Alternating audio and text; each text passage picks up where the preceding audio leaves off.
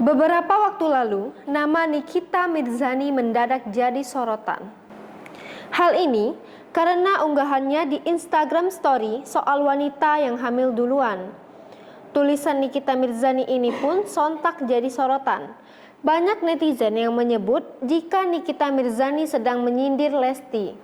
Seperti yang diketahui, belakangan nama Lesti dan Rizky Bilar tengah hangat-hangatnya jadi sorotan.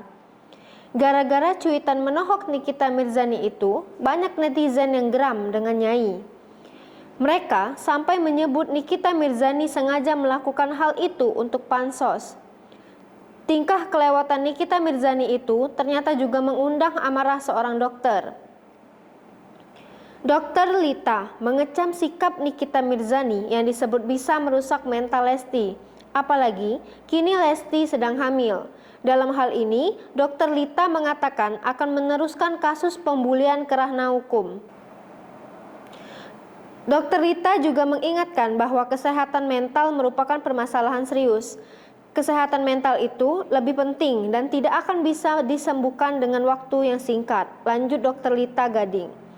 Lebih lanjut, Dr. Lita juga menyentil salah seorang artis yang juga ikut berkomentar buruk soal Lesti Kejora. Meski tak menyebutkan namanya, banyak yang menduga jika artis yang dimaksud adalah Nikita Mirzani. Pasalnya, belum lama ini, Nikita Mirzani diketahui menyindir kehamilan Lesti Kejora lewat media sosial.